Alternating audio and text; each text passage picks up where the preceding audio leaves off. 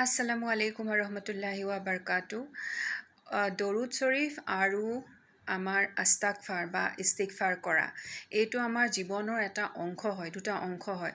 আমি যিমান আজিলৈকে গুনাহ কৰিছোঁ, আমি যদি ইস্তিগফাৰ কৰি বা তৌবা কৰি যদি আমি সেই গুনাহখিনি আল্লাহৰ পৰা মাফি ল'ব নোৱাৰোঁ, তেতিয়াহ'লে আমাৰ যিমানবোৰ আমি ইবাদত কৰিছোঁ, সেই ইবাদতখিনিৰ আল্লাহে কি কৰিব আমি নাজানো।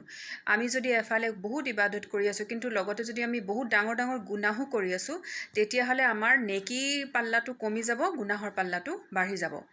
সেইকাৰণে আমি গোটেই দিনটোৰ ভিতৰত আমি 24 ঘণ্টাৰ ভিতৰত নামাজৰ যিখিনি সময় গ'ল, বাকী সময়খিনিত আমি যিমান বেছি পাৰোঁ আমি দৰুদ শৰীফ আৰু আস্তাগফাৰ কৰিব লাগে।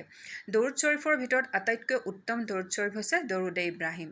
আৰু ঠিক তেনেদৰে আস্তাগফাৰো বহুত আছে, ইস্তিগফাৰ কৰা বহুত আছে তেনেকৈ। কিন্তু তাৰ ভিতৰত যিটো 5 কলিমাৰ যিটো সুবহানাল্লাহি ওয়া বিহামদিহি সুবহানাল্লাহিল আযীম ওয়া বিহামদিহি আস্তাগফিৰুল্লাহ, এইখিনিতো নামাজৰ পিছত পঢ়িবই লাগে। ফজৰৰ নামাজৰ প্ৰথম 2 ৰাকাত সুন্নতৰ পিছত মাজত ফৰজৰ আগত এইটো সদায় পঢ়িব লাগে।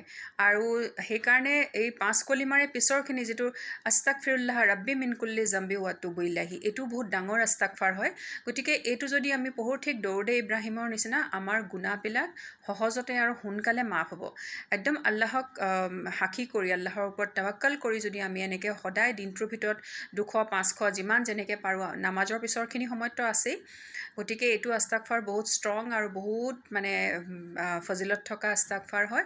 আল্লাহে আমাক তৌফিক দিয়ক যাতে আমি বেছি পৰিমাণে দৰুদ শৰীফ পঢ়িব পাৰোঁ আৰু বেছি পৰিমাণে আমি আস্তাগফাৰ কৰিব পাৰোঁ।